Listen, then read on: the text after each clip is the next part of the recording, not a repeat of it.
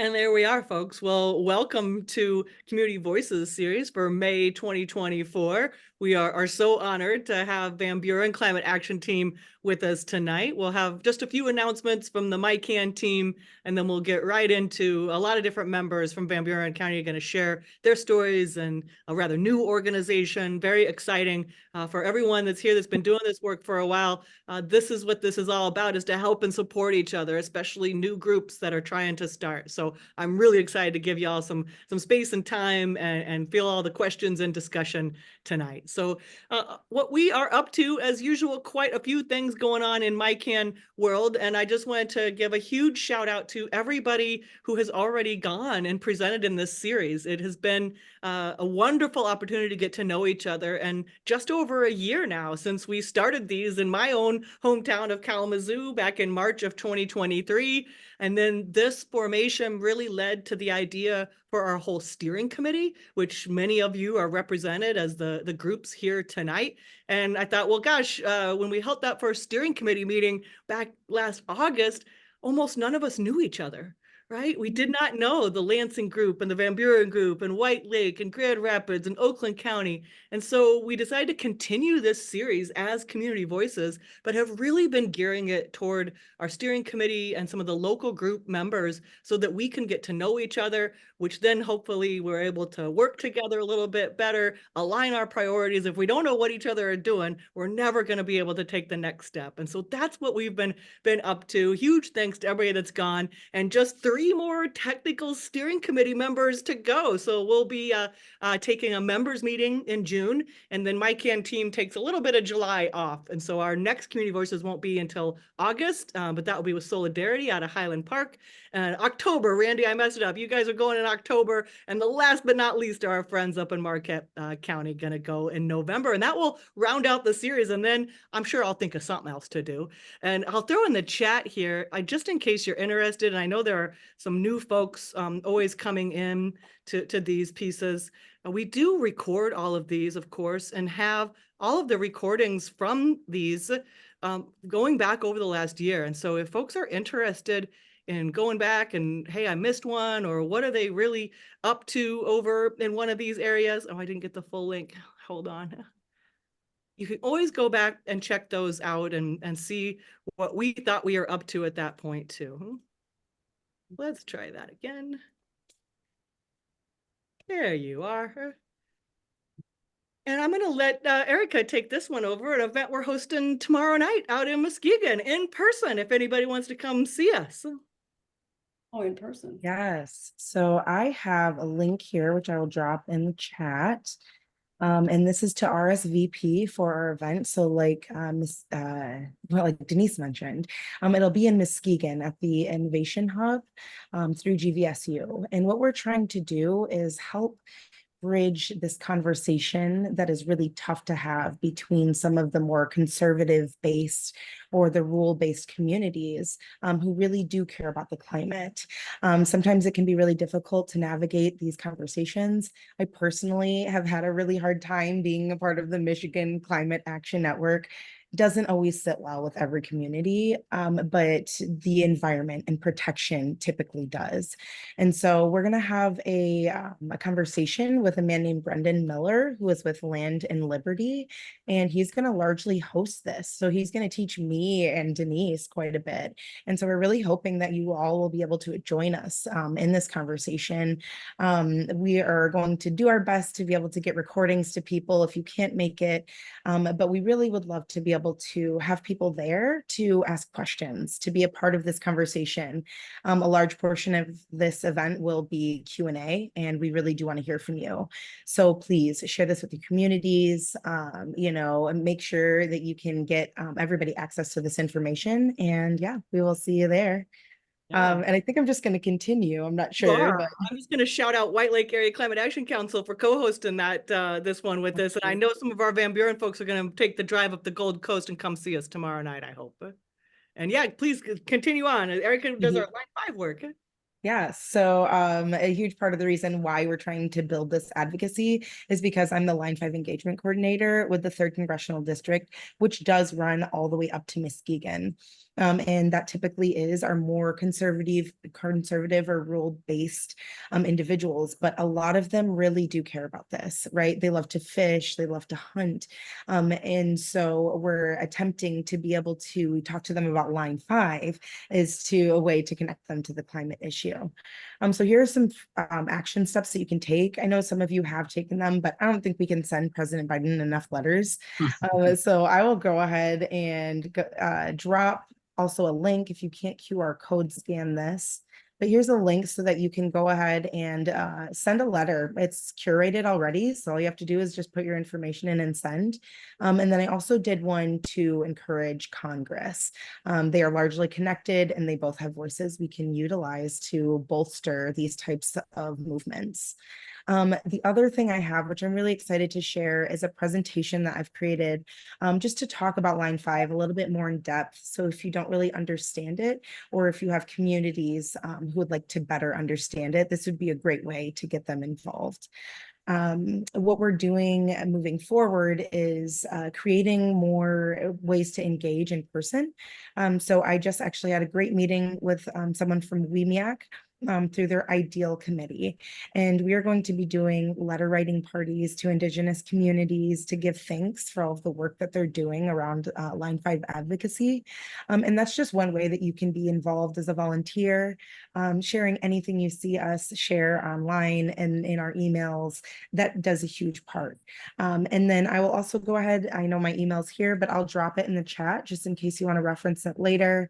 And you can always contact me if you have any ideas or you want to get further connected in the fight to shut down line 5. Yay. Thank you so much, Erica. Wonderful. Just a couple more minutes here. One piece that Serena's not here tonight. Many of you work with Serena Amder, our digital community manager, and we're hosting a thing called Culture Club, which really is like think book club, but beyond. And our next event in that series is a film screening. It's only about a 25-minute documentary, and the filmmaker is going to join us for a discussion after that. That's Tuesday, June 4th. It's a great kind of one of these like, what does the futuristic look like, right? When a huge mysterious hole appears in the sky. Some see it as the end of times and some see it as a means to the opening, right? So that was my best radio voice for all of you.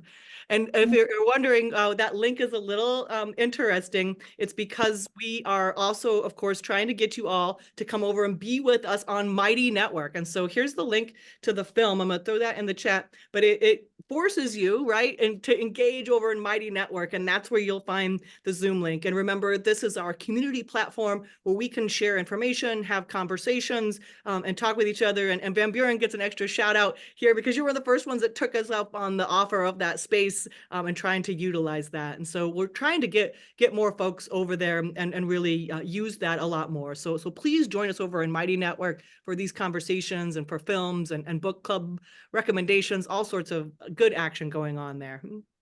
And this just happened today, so I don't even have the like graphic updated, but we are on track to our next members meeting. So everybody in MyCan, of course, is always invited, but our next members meeting to really focus on how we're doing this work together is scheduled in June. And we've been trying to really figure out what we were going to do and how we were going to pull off a hopeful in-person event. And then our friends at EDF, Environmental Defense Fund Action, put up this great Kayaktivist event. And so we're just going to co-host this with them.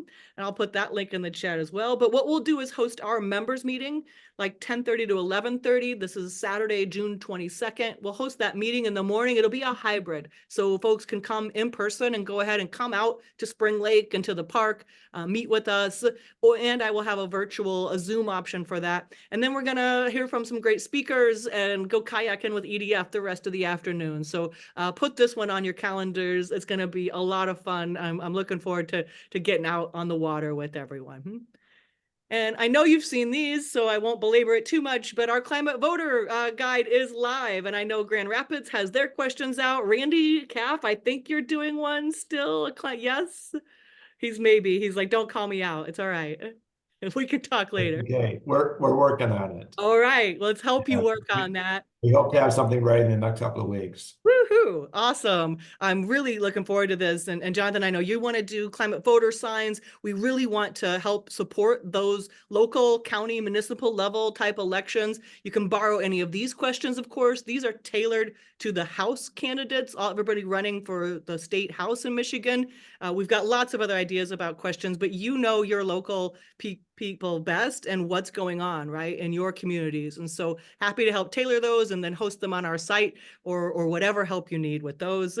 And I'd be remiss if I didn't continually remind you that all of this climate voter work, right, is guiding us to our summit this year, which is, of course, September 26th. That's a Thursday at the campus of University of Michigan in Ann Arbor. And the theme is climate civics. And so everybody that's doing those voter guides, I'm glad you raised your hand, because we want to put together a panel of all of you talking about why you did that work, how it went, and what our results are. So you'll have an opportunity to showcase any of the work that you do on your own electoral engagement at the Climate Summit. And we're putting all those panels together right now. So with that one, I think I had better go ahead. I think that's it. Yep.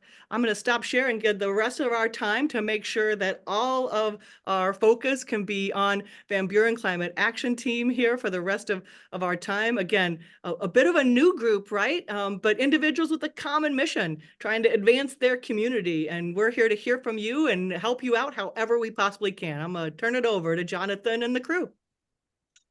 Thank you very much. Let me see if I can get this share screen thing up and going here. Apparently I know as much about Zoom as Denise does now. So, slideshow. All right, everybody see that? Say yes. Looks great. Yes. All right, well, we're here tonight to describe our fledgling group. We've been meeting for just over a year, and we're kind of getting impressed with ourselves. At least we've got plans for action. We haven't done a whole lot of action, but our website is up and live, and we're hoping to pick everybody's brains in terms of getting a new group going and what you would do differently, and maybe look over some of our materials tonight if you can. And we'll give you times to chime in, and then maybe at the end, and we've got some questions for you too. So joining me tonight, I'm not sure if Rick made it on or not, but I saw Don there, and I see Susan. Yep, I'm here. Okay, Rick is here. There he is. All right, so I've got some helpers that are gonna take part of this presentation each and describe what we're doing, and with that, we'll go ahead and we'll move forward. So here's our logo, and look for that. And then also we have a website up, and so we're going to show you that, or at least have you, hopefully some of you can log in while we're doing this, but we'll describe what's going on. So just to start with, I want to introduce Don Burdell, who was really the impetus behind this whole group. And he's going to just talk about the history of how we came to be. And then he's going to come back and talk about one of our goals a little bit later. So Don, you're up. Okay, thank you, Jonathan. So my name is Don Burdell, and I am a retired research scientist. I've been retired for 5 years now. And like any indicted senator or Supreme Court justice, I'm going to blame my wife. Actually, I'm going to give my wife the credit.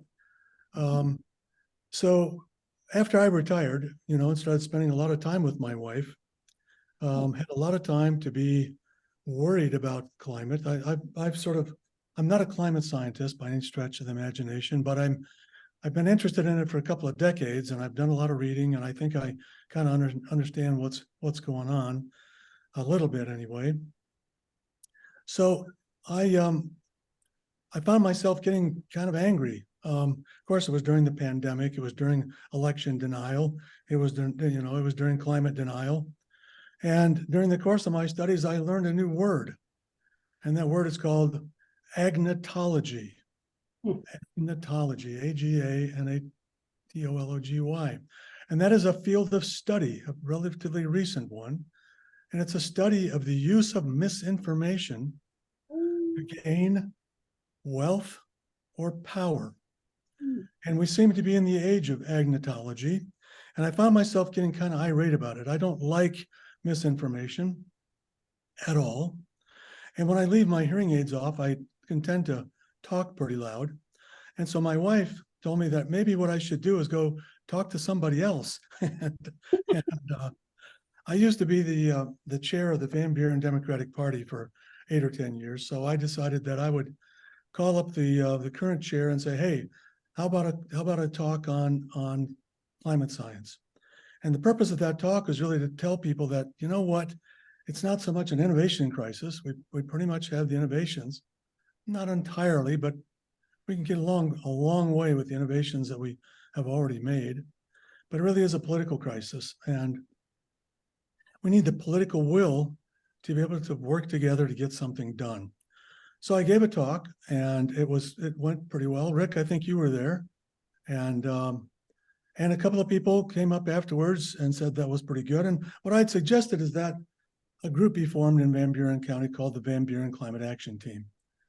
And like I said, a couple of people came up afterwards. Some people went home and made phone calls and shook a bunch of trees, and down dropped Jonathan and Susan.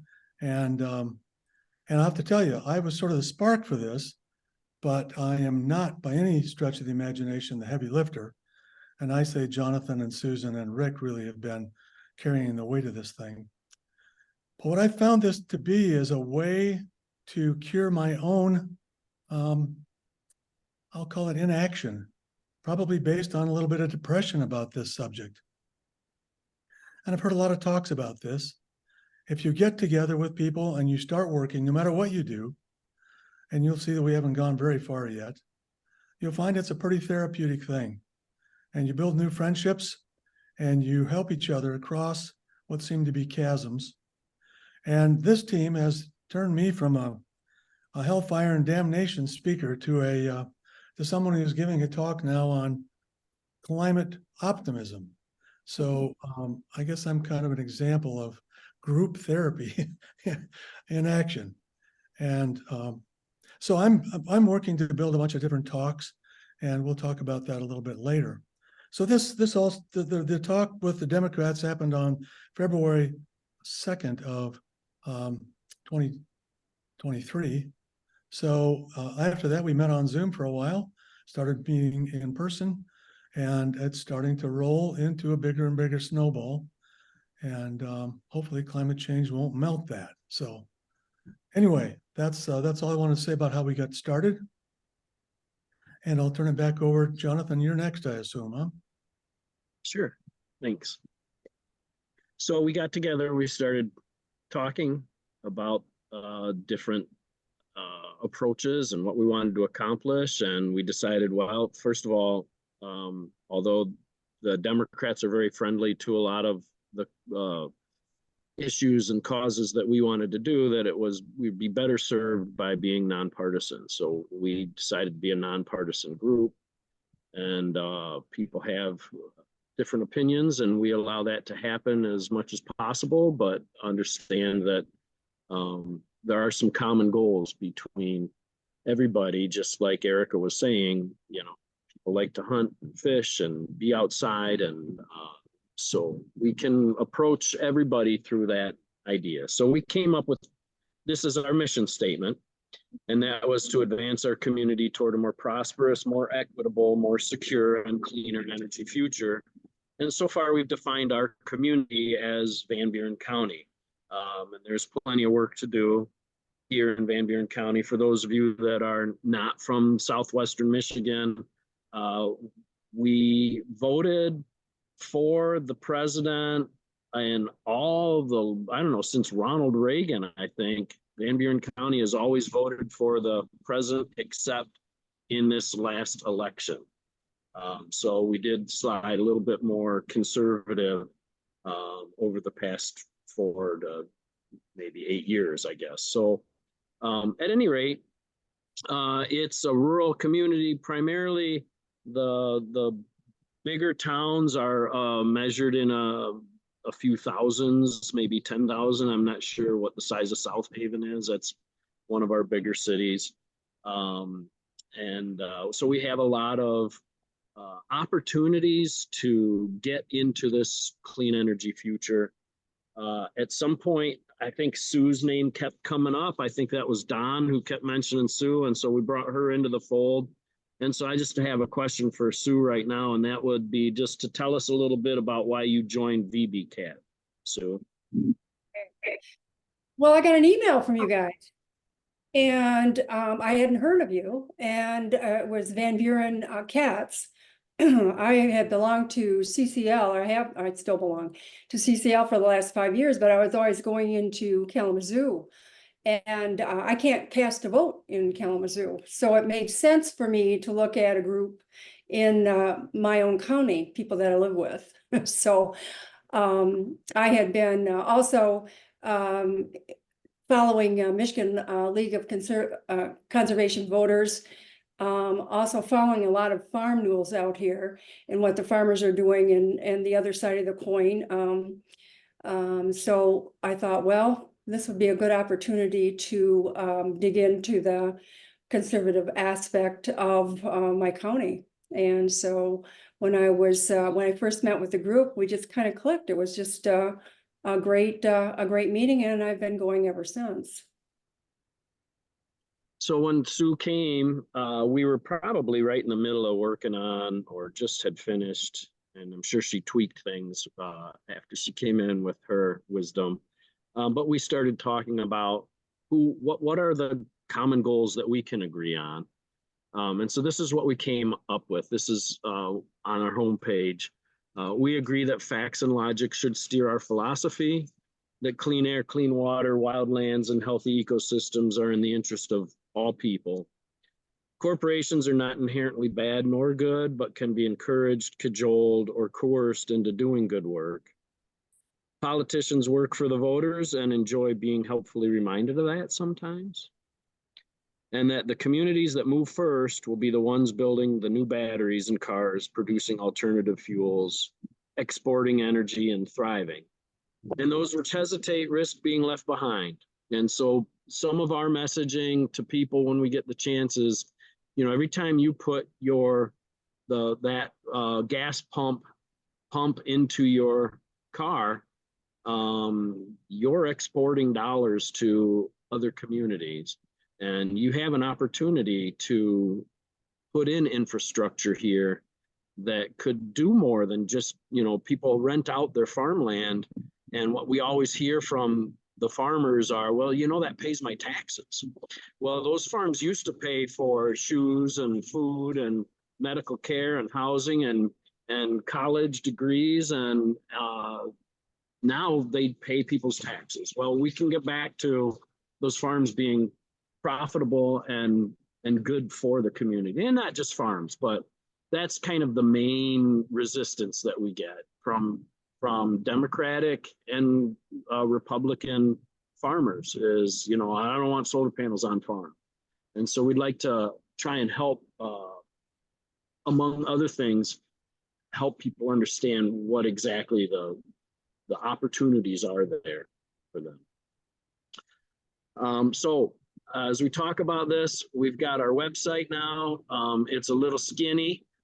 We've added to it, and we're hoping that some of you, if you can get it up on your computer, can type in vbcat.org. If not, that's okay, but we'd like you to look at it. It's skinny enough that it won't take us too long to get through it.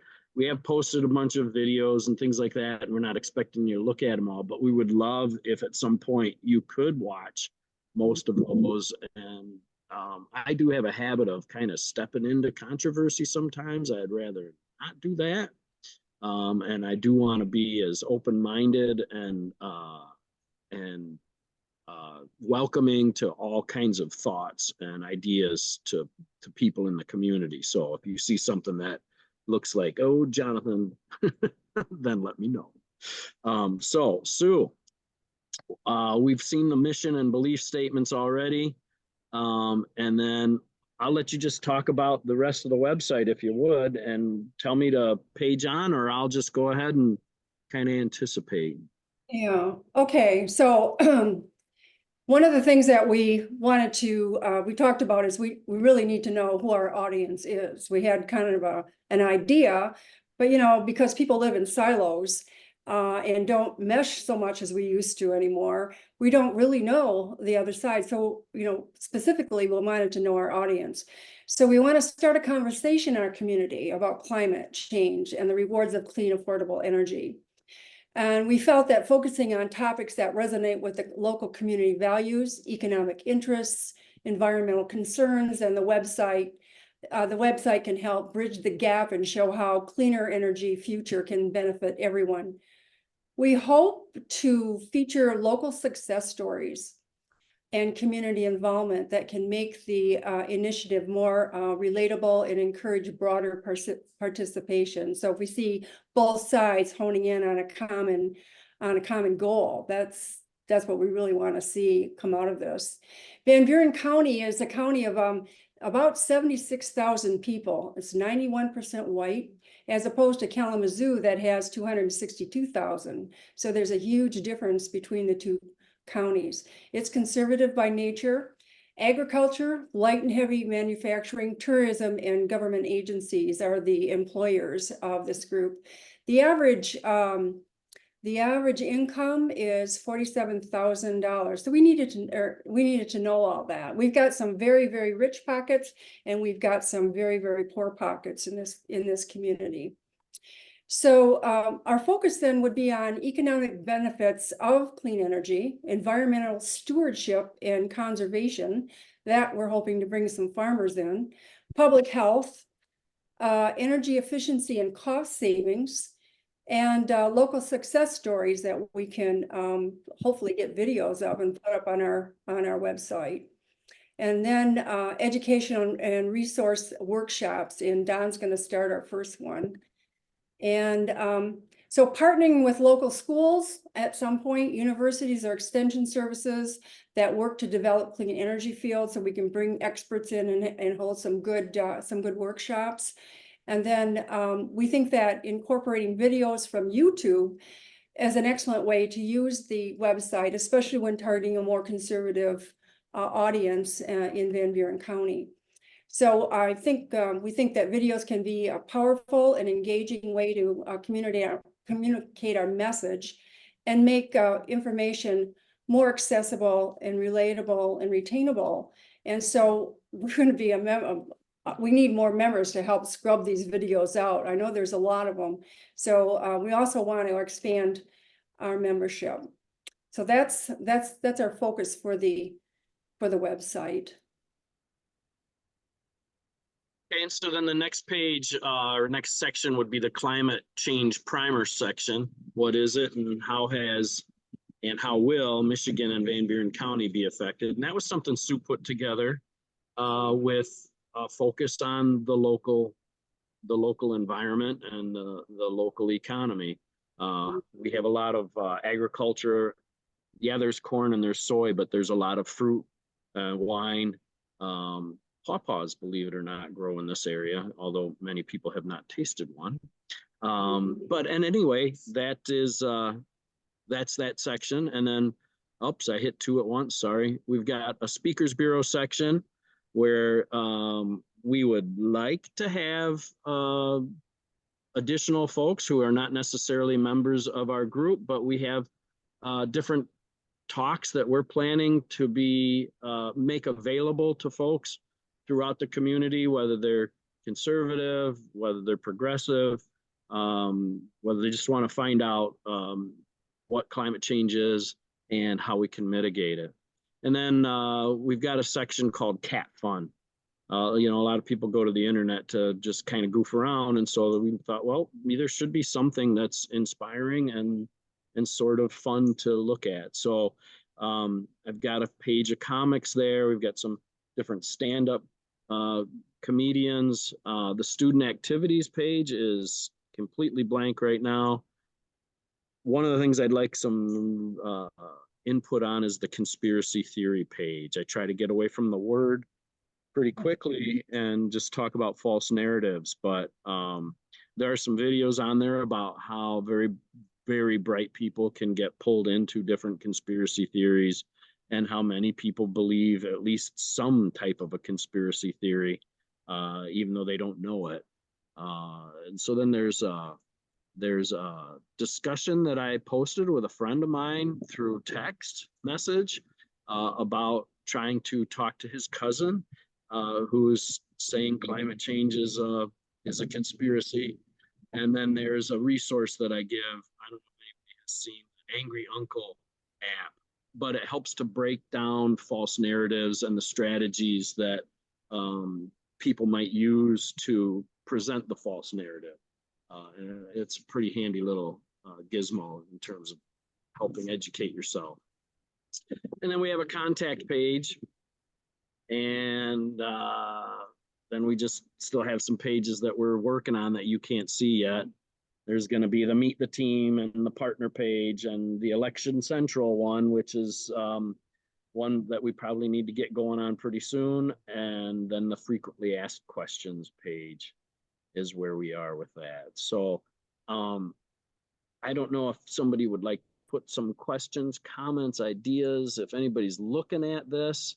But I'd like to pause just for a minute, and if anybody has anything, things that you think we should add, things that you think we should back off on, things that were difficult for you to develop, or resources, pages, things that we can go to, put them in the comments section, raise your hand now and chime in, and we would love to hear anything that's going on in your mind.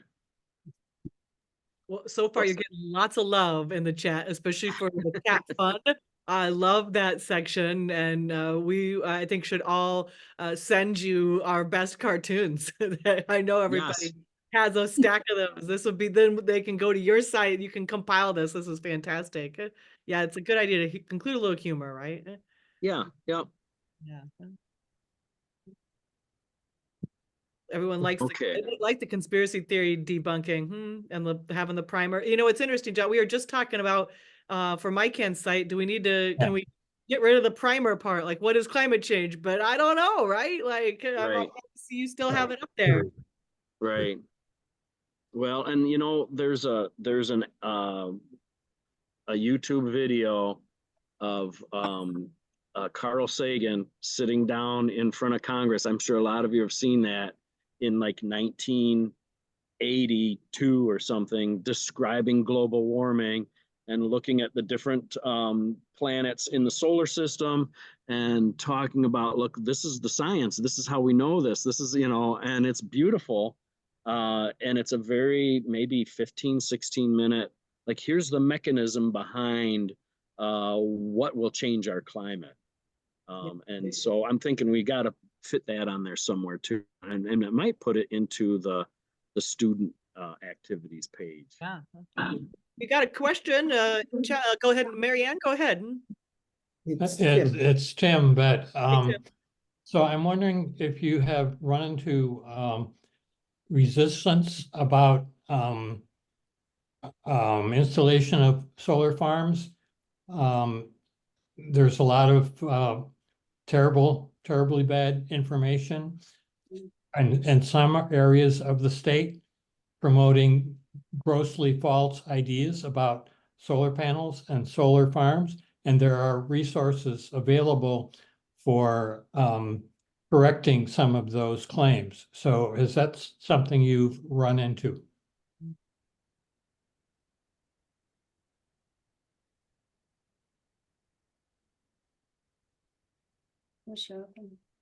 I think Jonathan might be frozen. You might have to help him out. Well, we out in this area, we have run into that kind of resistance. And the problem is when you know, a farmer wants to put a solar farm in, it's not coming in as a solar farm, it's coming in as an installation.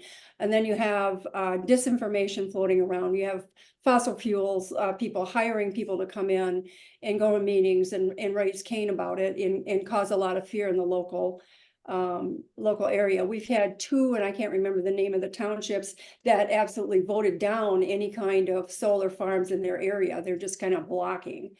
So it was nice to see that Michigan legislature has now going to run it through the Michigan trying to think of that MSC Public Service Commission. Yeah. Public Service Okay. Commission. Yeah. And so now, you know, they can come in and they can address the group and, you know, have the group come to them and talk about it. So at least, you know, it's not going to be a blanket, no, you can't come in here. And, you know, they even send people with guns on their hips. So it's really, really kind of nuts. But, so we're going to be, debunking those myths of, you know, that they will make you mentally ill. I live next to 48 panels and I'm not nuts yet. Yeah. So you also talk about, you know, a lot of noise, just a lot of misinformation that we have to get out there and debunk. Yeah. And if I may, are you aware of the videos that Peter Sinclair has produced addressing these issues? And I don't recall off the top of my head the URLs for those videos. I could I got tell you. you. And I think you might want to include those on your webpage. Yeah, they're Okay, really Tim. great. Yeah, if you want to send those links to me, that would be great, Tim. I threw one in the chat for you, Sue, and anytime we want to connect with Peter and he has a lot of these, especially on the sighting piece and talking to folks in communities that have been through this. So they would be, I think, perfect for your location and what you're trying to do. Go ahead, Lori. I know we're going to get to see you tomorrow, I hope. Yeah, most definitely. Yeah, in response to the question about the solar installations. So we've been we're into year 2 of a pretty unpleasant situation here in terms of a developer wanting to do a project and the township working against it. So if anybody needs firsthand information or would like to chat, we've got a wealth of information. But, and I didn't come in right at the beginning, Denise, so maybe you've already promoted the event here in Muskegon. But I think that's going to be super helpful to hear how to talk to conservatives and liberals. I mean, some of our membership did not support the project and still don't. But that will be a good resource for people to maybe just hop on and listen to the conversation. That's exactly right. Yeah, I did plug that at the beginning, and thanks for, I just threw it in the chat again. Again, we'll be up in Muskegon, trying to live stream. We'll at least record it. So is where we're at with our technology on that space, because it's, I think, just so important that message gets out. But the speaker is from Land and Liberty, which is kind of an arm of the Michigan Conservative Energy Forum. And so the messenger sometimes matters too, right? You're not gonna hear it from me, right? We need someone who is grounded in those communities, despite the things that we might know. There's another, well, I want to make sure, is it Chuck Golden that connects to Randy? There's someone in Lansing area that says they wish their county was as forward as Van Buren, and so I ought to connect. This is how this is supposed to work. Randy Dykes helps lead the climate, the capital area Friends of the Environment. So you two should connect and get together there. And looks like Bob has a question in the chat. Have you thought about a section to recognize local businesses that prioritize environmental sustainability? That's always a really good tack, thinking about the research that you did too about your county, and the economic development is, of course, a huge issue for you.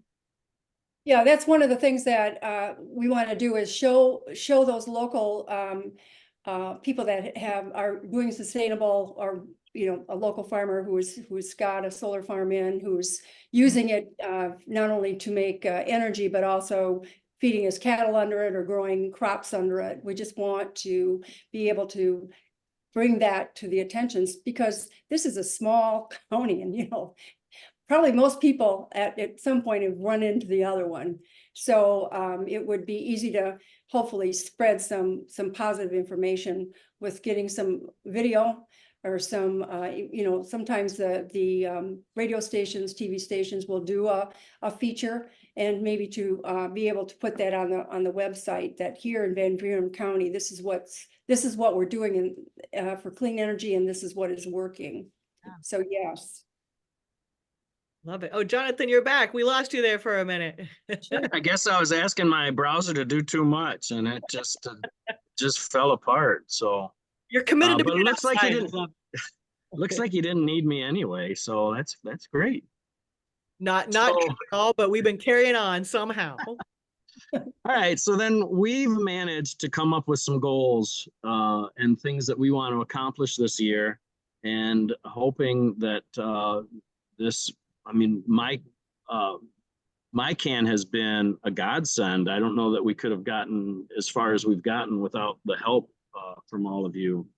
And so we look forward to that. But so we need to keep developing our website. And just as the one question was, and Sue had said, you know, we want to highlight the success stories and of businesses and community members that have done things for renewable energy and clean energy in the community.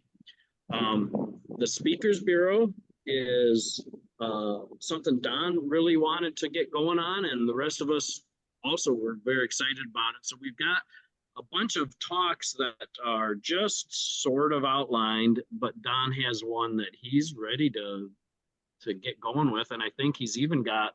Have you got a date yet, Don? I think you do, but go ahead, Don. Talk about the Speakers Bureau, and I'll page through these slides as long as my computer can handle it. So as I said earlier, I'm trying to take a very optimistic approach, because it is a very challenging problem, and it's easy to get sort of knocked into some kind of catatonic state if you're not careful. So I've got a talk basically which talks about innovation and the fact that innovation has been going on for 100,000 years in our species, and you know, Homo erectus had 26 stone tools, and Homo habilis, you know, 150,000 years later had 40 stone tools, and we're really making progress. But what happens is that all of a sudden, 1800. You're on the bottom, Don. The reason I scrolled through all those was unfortunately the one that you did first was the last one that I added. No, I'm it's sorry. okay. My So fault. these are the talks, and Don's talking about the last one, and that's a title I gave it.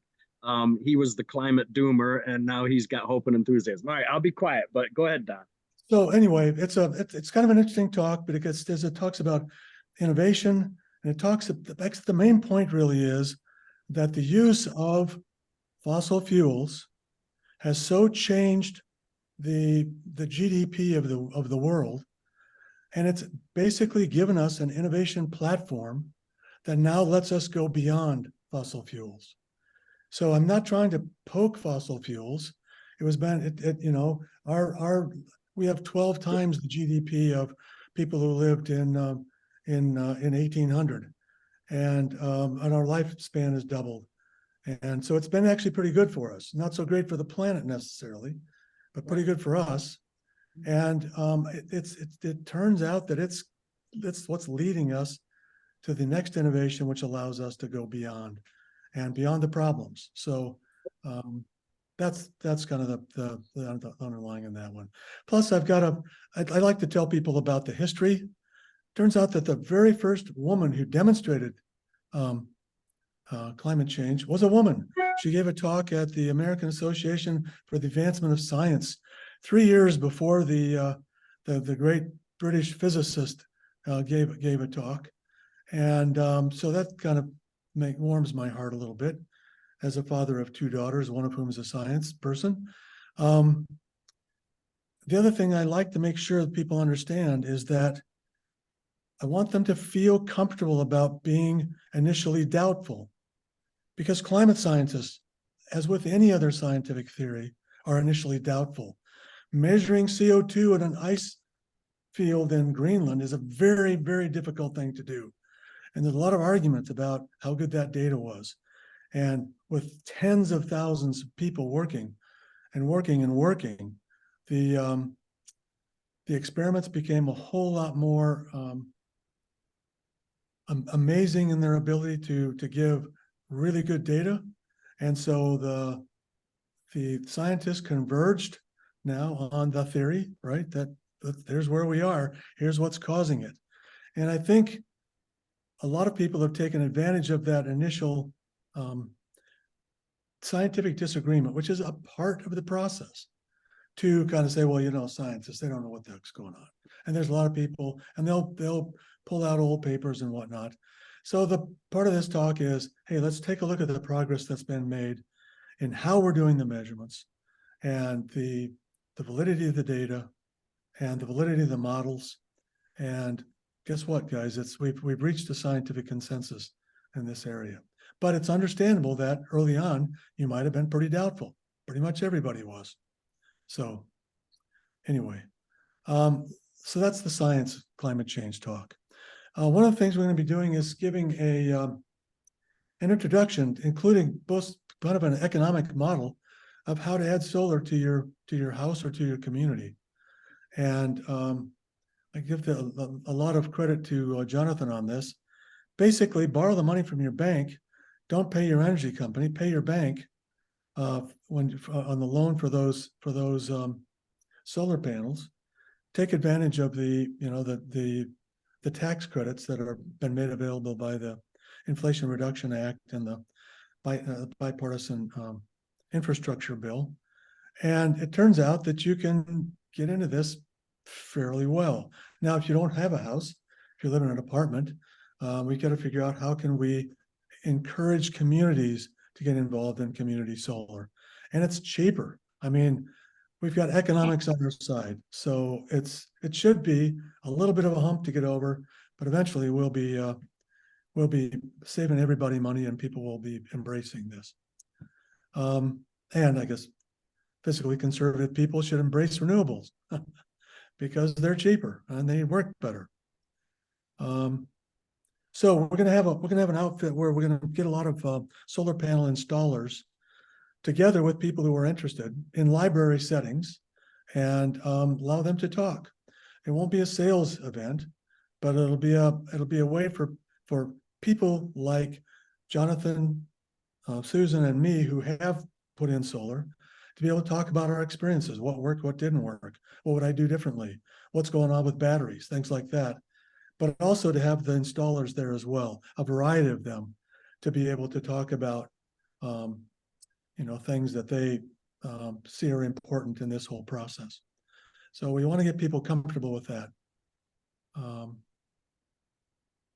And I mean, climate justice in rural America. I mean, we've got a lot of people that are living in poverty in this county, and they're sort of trapped in high energy costs, and there's got to be something. And it's wonderful that the Inflation Reduction Act targets a certain percentage of spending to just solving that problem.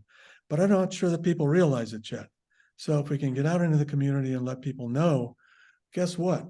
The government is here to help.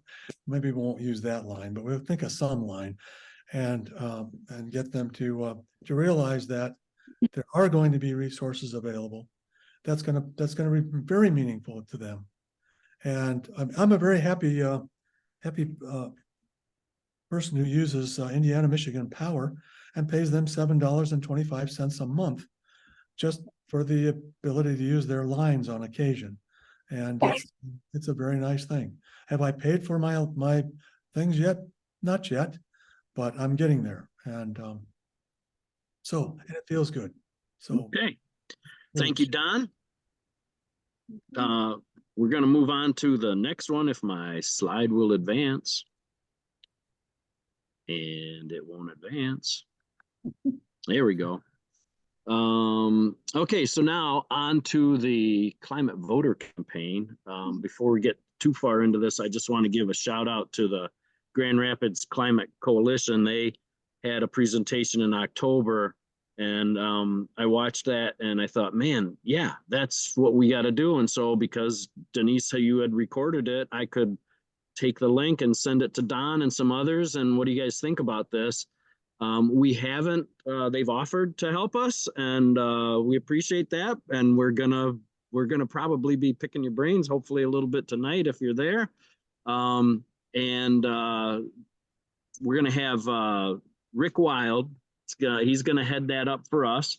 And so he's gonna unmute, hopefully, and talk a little bit about the campaign, what we're thinking about doing, and why we're doing it, and what we need to still get done. So, Rick, are you there? I am there. Am I unmuted? You are unmuted.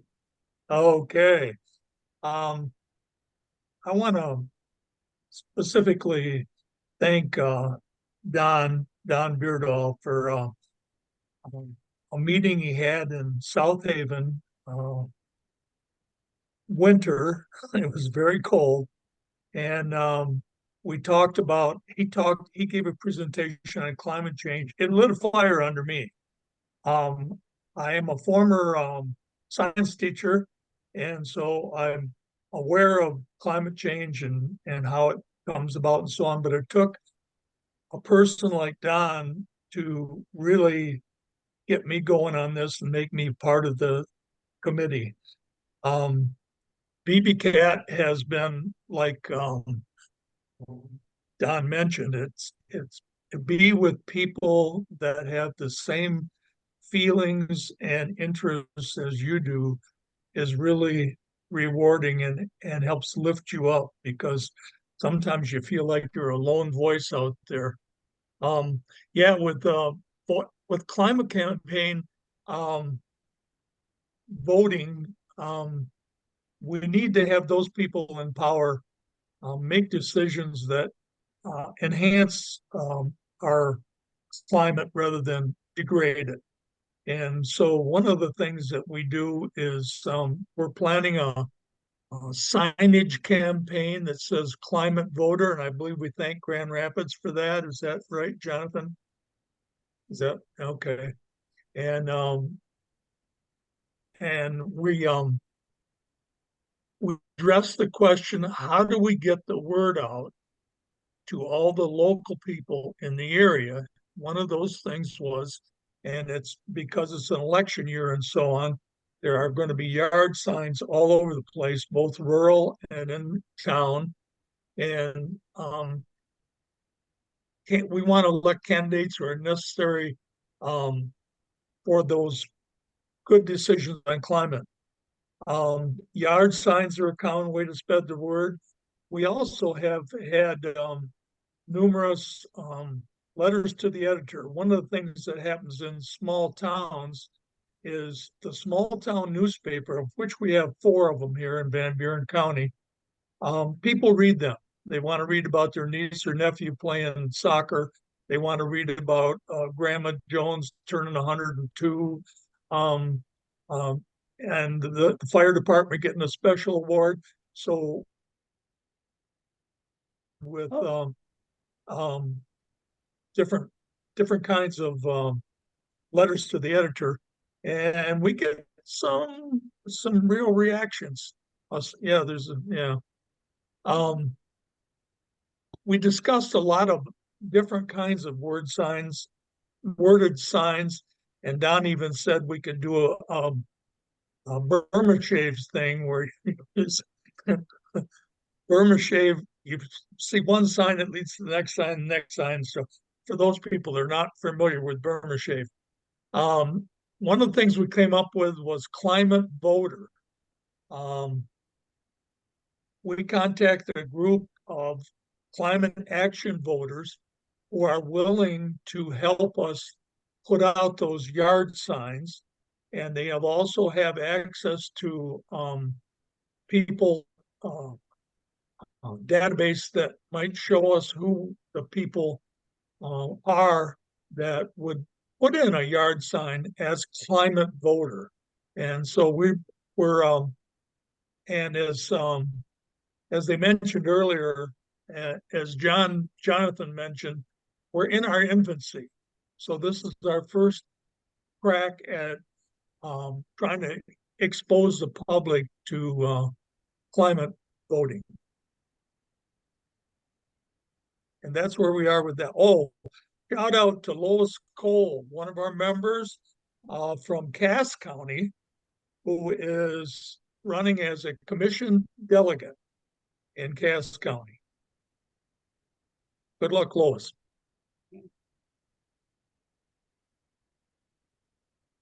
She's on. Oh, okay. She's right there. Yeah, so if you know, Oh, okay. if you know somebody in Cass County, or maybe somebody lives in Cass County, we'd really encourage you to look at her candidacy. Mhm. Because she is definitely a climate change mitigator, Mhm. for lack of a better term. We talked a little bit about would we endorse candidates, and I think what we've come to is, you know, a vote for a candidate is a fairly complicated thing.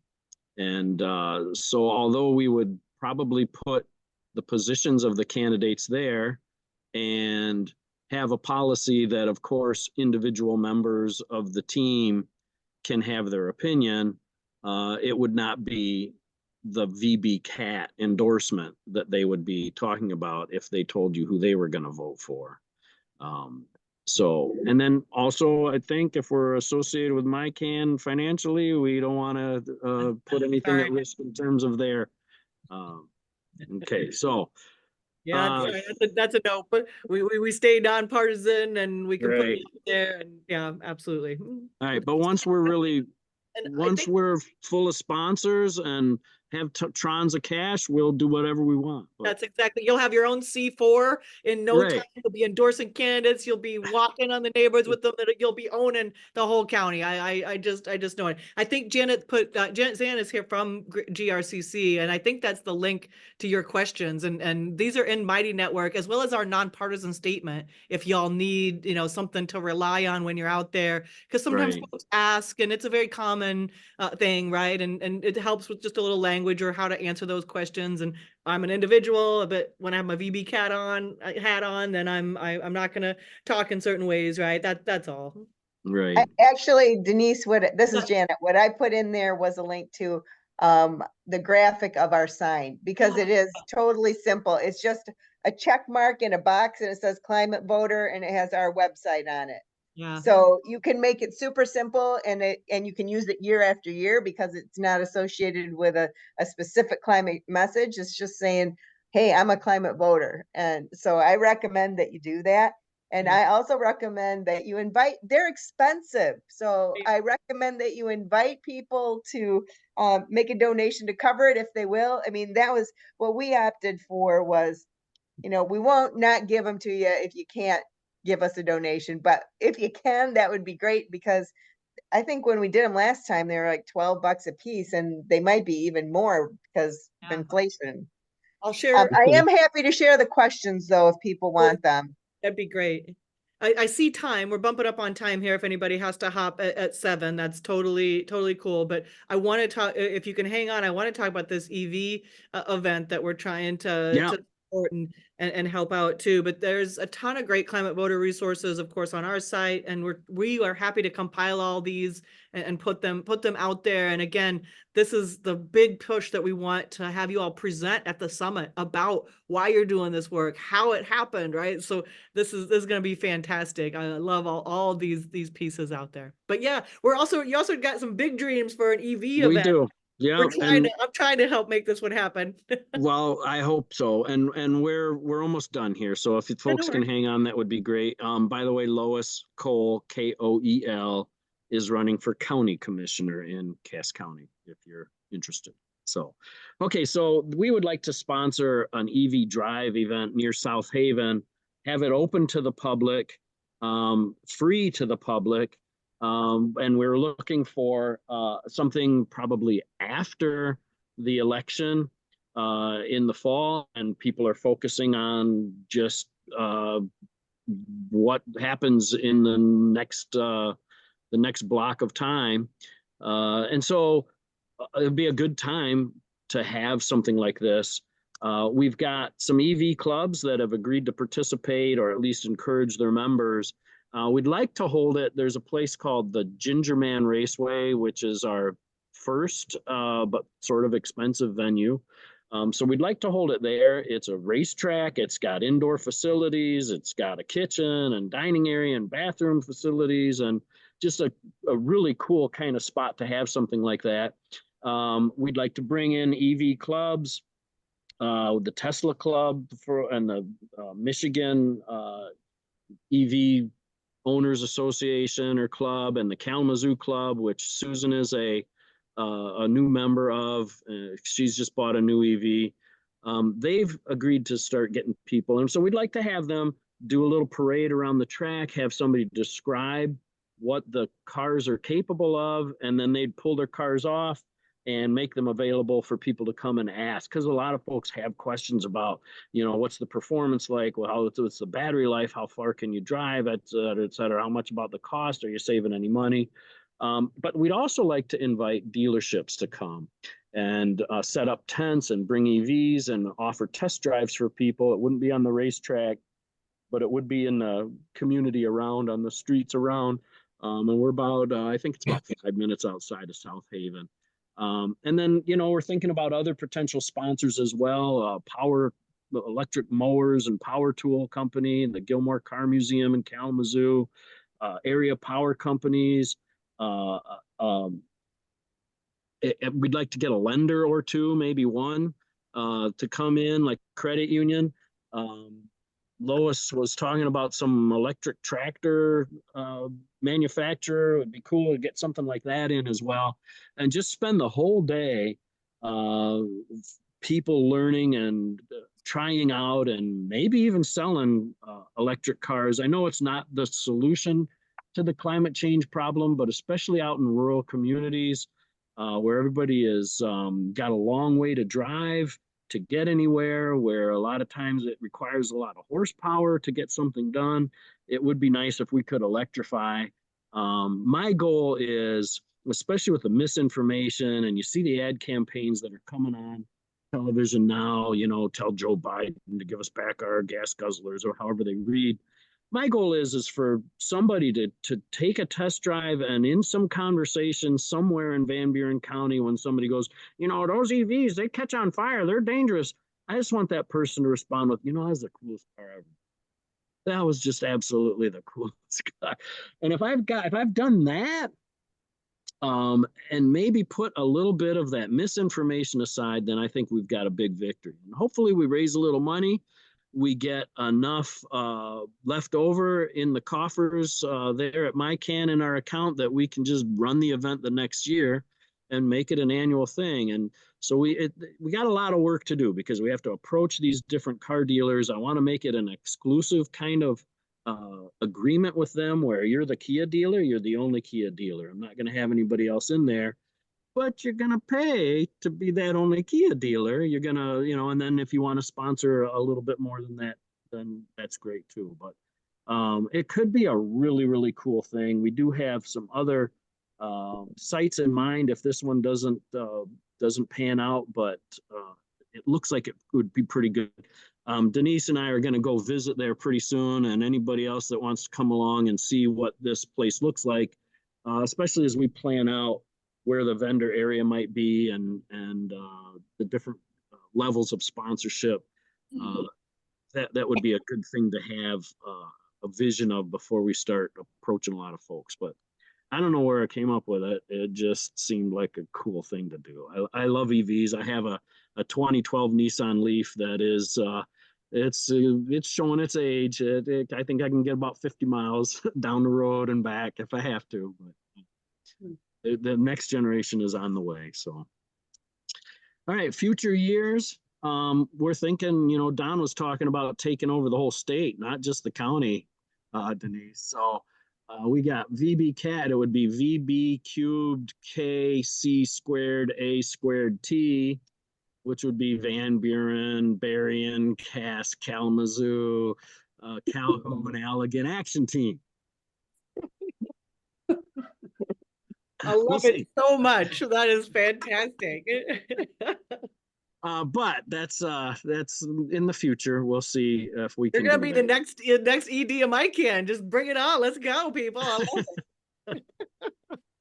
So we're actively seeking partners to work with, and if your group thinks that we can benefit each other, reach out to us. Maybe there's something we can do to promote for you or help you doesn't have to just be in Van Buren County. We're heading up to Muskegon tomorrow, some of us. Maybe just want to hang out with the cool cats. We understand, but anyhow, we have some questions and we don't have to get to them, but we can certainly stick around as long as anybody wants to. How do we structure ourselves? Right now, we don't have officers, we don't have a treasury, bring our own snacks, we don't have a structure. We're just members. Everybody's a member. But if we do like Don says and take over the world, then we're gonna have to figure out some sort of, this person's responsible for that and this person's for that. So what would you have done differently if you could go back in time? Those of you think back to when your group started and maybe some of the stutters that happened, the mistakes or the missed opportunities, something that you can think of. Oh my goodness, that anything you've got to help us, especially as we start planning some of these bigger events and can definitely get in over our heads. And then, can you suggest techniques for approaching sponsors for events? So I've got some ideas, but it's not, I'm out of my wheelhouse in a lot of these things. I've spent most of my life in education and very little of it I do have a farm stand at the local farm market. So and as a teacher, I sold a lot of things to people that really didn't want to buy them over the years. Anyhow, teaching turns out to be a really good profession to mirror organizing. Randy has it. Go ahead. Right. So, as someone who's kind of lived through what sounds like the path that you're going down, we start our origins, Capital Your Friend to the Environment, our origins date back to 2017, right after the 2016 election, which was, a big wake-up call for a lot of us.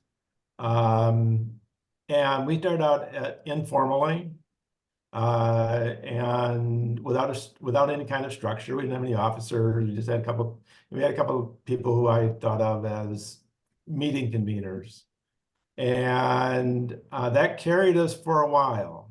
But then enthusiasm started to wane, interest waned, and the group almost petered out. And that's when we decided that we were either going to stop or we were going to become a formal organization. And I got to tell you, that was the best decision.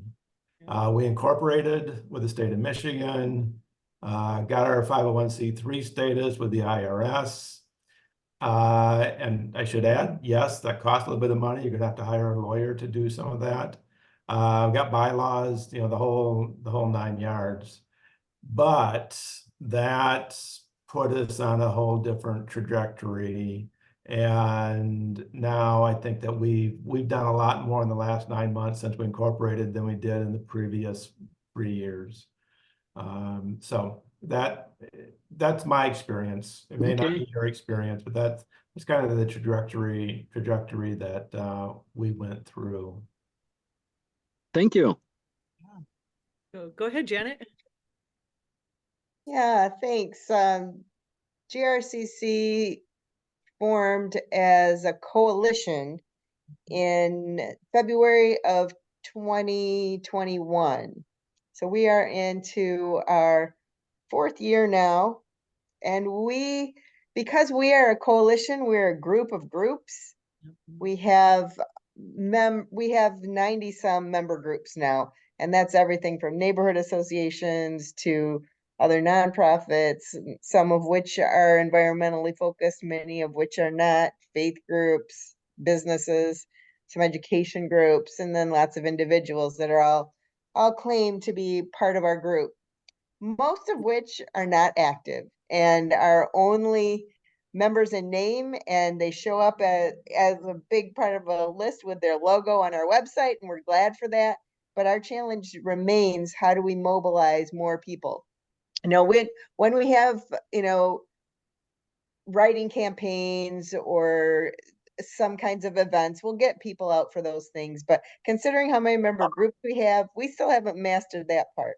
I would say, so I love some of the things that you guys are proposing to do and have started to do. And I like your website too, far as that goes. Yeah, it's simple so far, but I think some of the things that you put in there, like the speakers bureau, is a great way to, let people hear your voice on different topics. So I think that's a great thing to add. And I liked the humor as well. I think that we environmentalists and climate activists especially, there's so much doom and gloom that it can be hard to get humorous about it. So that's excellent. We also started as a group that didn't have a whole lot of form and structure to it, and pretty soon it became clear that we needed to have a little bit of leadership structure. And so we started with, basic officers, and then we have working groups that are themed. There's a communications one, an electrification one, a strategy one, and then our executive team. And we're open to any members who want to start a working group with a particular topic. So I would just say, the more you can open it up to allow as much participation as possible, but still got to have a couple of people who are providing the direction. And good to put it in place, I think, earlier than later, just because that helps people know, well, if I reach out, I know I can talk to Janet, in our case, or Nate, who is my co-chair.